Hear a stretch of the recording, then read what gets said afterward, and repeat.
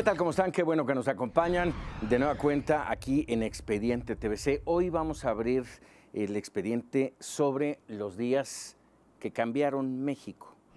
Es un título sumamente interesante que nos trae a mostrar Carlos Silva, pues historiador. Carlos, bienvenido a Expedientes TVC. Muchas gracias por la oportunidad. Y de entrada, bueno,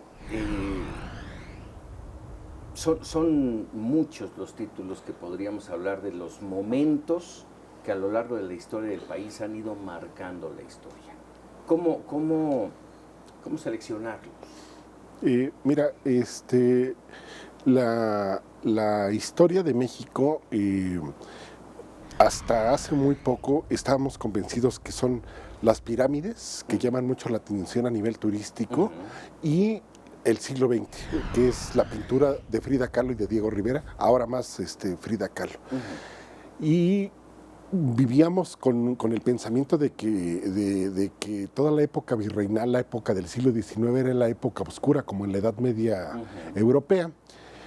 Sin embargo, a partir de justamente a finales del siglo XIX, México empieza a sufrir transformaciones que desarrollan e impactan a toda la sociedad. Momentos, le pusimos momentos, no sabíamos si eran momentos, si eran ideas, si eran los días. El entorno. El entorno, pasaron 1000 nombres por el libro. Hicimos un cruce cronológico de eventos, y de fechas, para que nos permitiera en ella aglutinar todos los ámbitos del pensamiento social. Mira, déjame interrumpirte, déjame hacer un ejercicio con el auditorio que está detrás de la pantalla, allá en casita, y que nos está siguiendo. Y déjame preguntarles, a ver, si yo en este momento les dijera cuáles son los hechos que han marcado la historia de México, piensen un momentito ahí en casita. Yo les puedo asegurar que de entrada vamos a hablar del 68, vamos a hablar del terremoto del 85, vamos a hablar de la decena trágica. La decena trágica. Pensaría yo en San Juanico, en la explosión de gas allá en San Juanico. Y bueno, en fin, pasajes, insisto, hay muchos. ¿Cómo seleccionarlos? Te comentaba, en este cruce primero cronológico que abarcara finales del siglo XIX hasta nuestros días, quisimos que cada uno de ellos se nivelara con base en que cubría todos los ámbitos o la mayor parte de los ámbitos: economía, política, sociedad, cultura, deporte, arquitectura, espectáculo. Hay unos periodos de la historia que son más importantes unos que otros, pero no por ello tienen, de algún modo, impactaron fuertemente a la sociedad, de tal modo que les cambiaron el pensamiento, evolucionó el pensamiento político. Te pongo un ejemplo, sí, para empezar y entrar de lleno al libro. El Ateneo de la Juventud.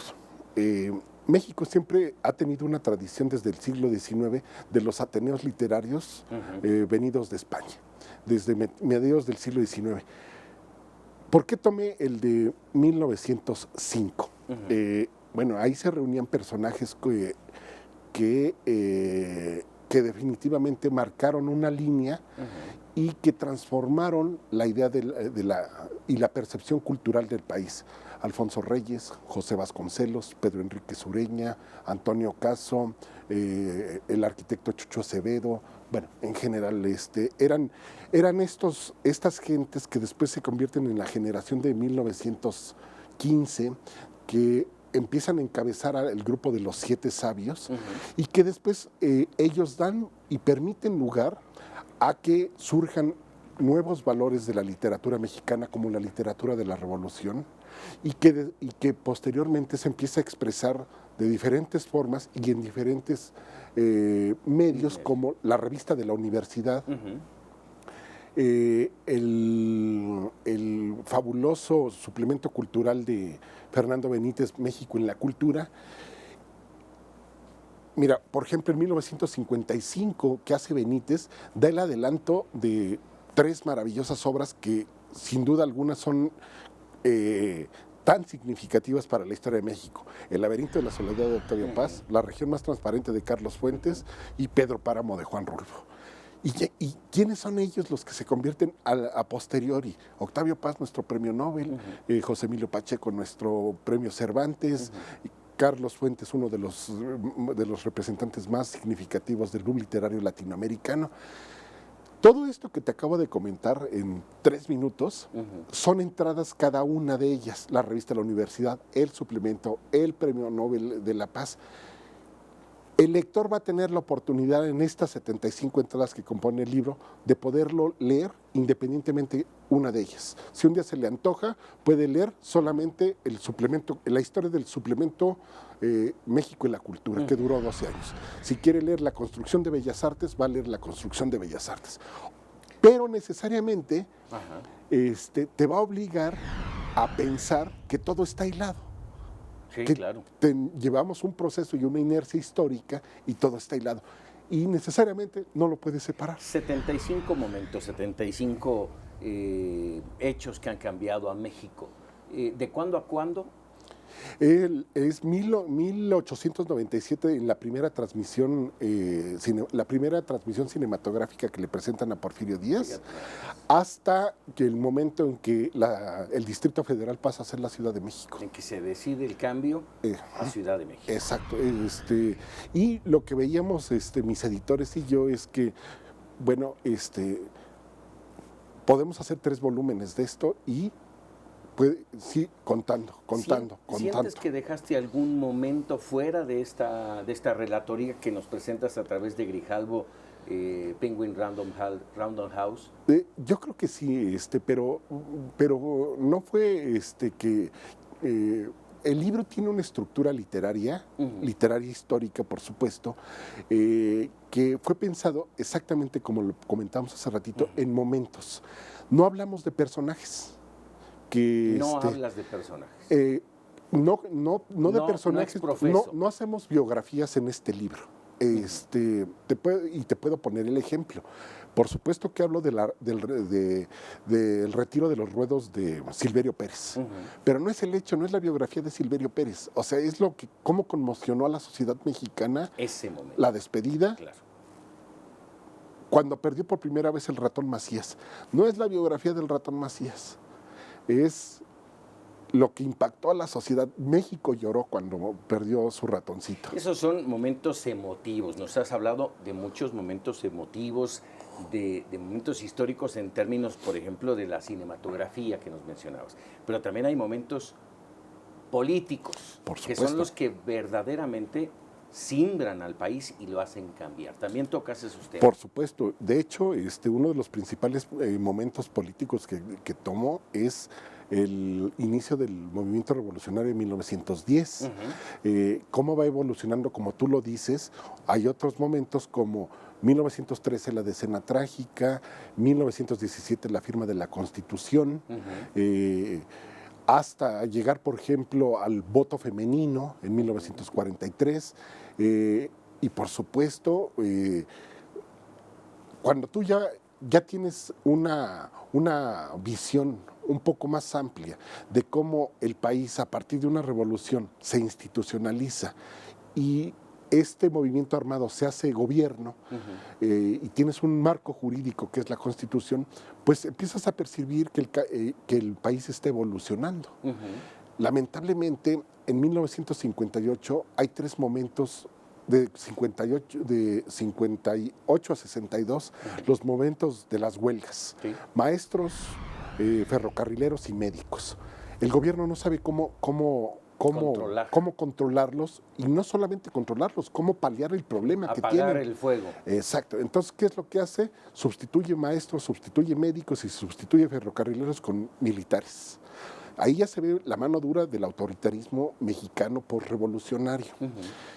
Paralelamente a este crecimiento institucional que yo te digo, también se da un nacimiento y un afianzamiento de una clase media, pero de una clase media ya universitaria, que se empieza a percibir en el vasconcelismo, y por supuesto que es muy claro a partir de 1946, con la llegada de Alemán al poder, el primer presidente civil.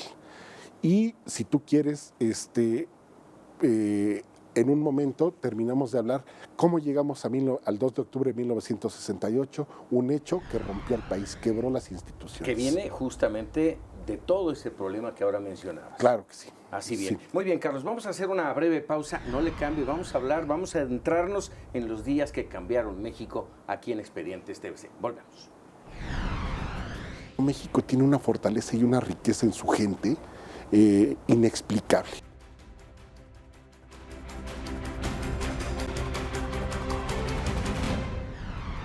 Continuamos aquí en Expedientes TVC hablando de los días que cambiaron México con Carlos Silva.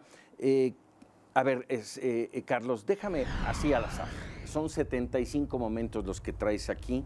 Déjame agarrar La Torre Latinoamericana. Así se titula este capítulo de esta obra de Grijalvo. Platícanos, ¿qué viene aquí? En La Torre Latinoamericana, en las esquinas actualmente de Eje Central y Madero, existía un edificio colonial, donde ya durante el Porfiriato y el siglo XX vendía seguros. Era una aseguradora que se llamaba Aseguradora Latinoamericana. Y en la época prehispánica, ese sitio donde ahora está el convento de San Francisco lo ocupaban como una parte del zoológico de Moctezuma. En un principio lo que quisieron hacer es agarrar y crecer 3 pisos más, porque ya había crecido la aseguradora, y querían crecerlo con esta misma idea arquitectónica. Y un grupo de arquitectos mexicanos sugirieron que deberían de hacer ya un edificio más ligero, pero pensando ya, estamos hablando de 1955, cuando está en pleno el desarrollismo en México. Bueno, entonces este bufete de arquitectos mexicanos e ingenieros proponen hacer una torre. Una torre de 50 y tantos pisos que se convierte en el primer rascacielos de Latinoamérica. Por supuesto, no contando los que están en Estados Unidos, de Latinoamérica para abajo. Pero además era un ícono para México. Pero además, fíjate lo paradójico, ¿tú sabes cuántos cajones de estacionamiento tiene la Torre Latino? No, ni siquiera sabía que tenía estacionamiento. No tiene estacionamiento, fíjate, porque en ese tiempo no había circulación de carros. No, es como la torre de la SCOP, que también de comunicaciones. Solamente tenía capacidad para 2 estacionamientos para el director y el subdirector, porque no había este movimiento y mira, la torre sigue, como tú dices, se ha convertido en un estereotipo de identificación nacional y ahí sigue, ahí permanece y es importantísimo porque de tener todos estos reglamentos para construcciones de 1905 que hace Miguel Ángel de Quevedo como regidor de la Ciudad de México, donde no podías pasar de 2 y 3 niveles. Tú imagínate una torre de más de 40 pisos, ¿no? Además es testigo mudo de muchos eventos y tal vez uno de los más traumáticos, el terremoto del 85. En su derredor de la torre muchos edificios cayeron. Claro. Y la torre ahí se mantiene erguida, ¿no? Que en eso consistió también la parte de la modernidad, los pilotes hidráulicos. Que le siguen dando mantenimiento y funcionan a todo dar. Fíjate, esa entrada es muy importante, porque me han dicho, ¿por qué el terremoto del 85 y por qué no el terremoto del 57? Bueno, en la entrada del libro, no solamente yo hablo de eso. México ha tenido por su ubicación geográfica, un historial sísmico terrible desde la época prehispánica. Pero te puedo decir, para irnos al siglo XX, rapidísimo, que cuando entró Madero en junio de 1911 a la Ciudad de México, tembló y tuvo mayor magnitud que el del 85. En 1957, el temblor tuvo una mayor magnitud que el del 85. En 1973 hay un temblor 2 puntos arriba que el del 85. pero no había tanta construcción. Exactamente. ¿No? Pero ahora bien, el del 57, todo el mundo recuerda el temblor del 57. Intensidad y duración, Carlos. Pero además no solamente la intensidad, la duración y la variación, porque fue así y fue así, ¿no? Bueno, el del 57, ¿por qué nos acordamos tan emblemáticamente de ese terremoto? Porque se cayó la columna de la Independencia. El Ángel. Tú ves todos los diarios y está derruida la Victoria alada y algunas bardas y algunas casas, pero en realidad no pasó mucho. En el 85 fue una tragedia nacional lo que pasó y lo que pasó aquí en la Ciudad de México. Pero ¿sabes qué es lo que yo destaco en esa entrada? Destaco, por un lado, la inoperancia del gobierno federal y el gobierno local. En ese tiempo, Miguel de la Madrid como presidente y don Ramón Aguirre Velasco como regente de la Ciudad de México. Digo, las fotografías que están ahí cuando están parados enfrente del Hotel Regis de Ruido. Sí. Apanicados de no saber qué hacer. No saben qué hacer. Claro. Y lo que se demostró ese día, como nunca se había hecho, es la solidaridad. La solidaridad y esta unidad, esta unión de los mexicanos. Eso me llevaba a hablar cuando, hace ratito antes del corte, cómo después del 2 de octubre del 68, que México se quebró y se quebró sus instituciones, esta es una prueba de cómo México tiene una fortaleza y una riqueza en su gente inexplicable, porque siempre hemos estado en crisis. Siempre hemos sido un país dependiente, siempre ha habido muro, entonces, siempre ha habido corrupción. Siempre ha habido corrupción, entonces, ahorita yo no sé si son las velocidades de las comunicaciones, las redes sociales, claro. de las redes sociales, pero somos hijos de la crisis. Digo, yo desde que me acuerdo, bueno, el 68 marcó este rumbo. Y fíjate aquí, perdón que te interrumpa, la utilidad que tiene la historia. Si nuestros gobernantes, si la sociedad tuviéramos esa capacidad para voltear y ver lo que pasó en 1968, estaríamos hablando de que no hubiera habido quizá un levantamiento zapatista en el 94, quizá que no hubiera habido aguas blancas. Tampoco aguas leguas, si tú quieres. Después les explicamos el chiste a la gente, claro.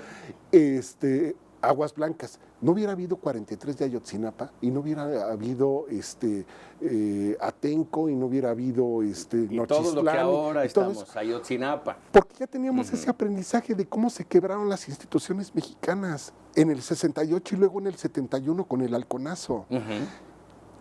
Pero no tenemos memoria o no queremos tener memoria histórica.